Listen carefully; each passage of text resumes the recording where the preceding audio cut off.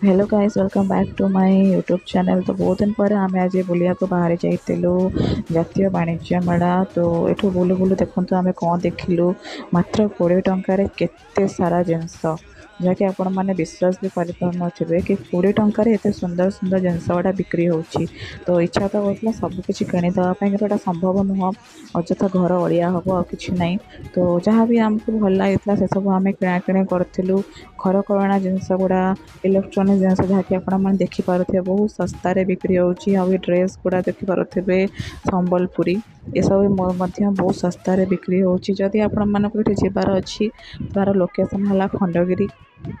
आउ ये बहुत सारा माटीर सब खेलना देखिपे जहाँकि अंकल बनाते मात्र 60 ରୁ 80 टंका भितर अच्छी। इच्छा तो हो सब किणी घरे थोईदेवाई, किंतु जो धूली हम ताकू सफा करने आम पाखे टाइम नहीं। तो खाली गाड़ी शुणा कथा घरे थोईकी आगु। तो जदि आपको मो वीडियो एमती आगु को नुआ नुआ भल भल वीडियो देखार अच्छी ताहले मते सब्सक्राइब करंतु, मो वीडियो गुड़ी को लाइक करंतु। मुझे एमती नुआ नुआ वीडियो नहीं कि आसुथी। तो मो द्वारा जितकी संभव हो पाला मुझे सब को शूट करी। बहुत कम टाइम पे मुझे जाइली कहीं मो घरे किसी काम थिला।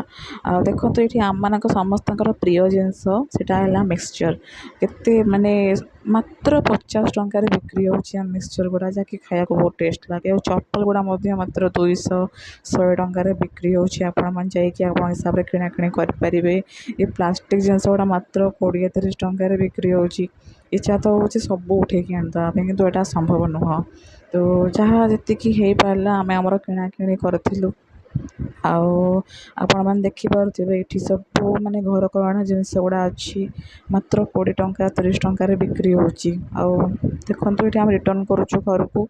तो जदि आपको वीडियो भल लगी लाइक शेयर सब्सक्राइब कमेंट निश्चित करेंगे। Thanks for watching.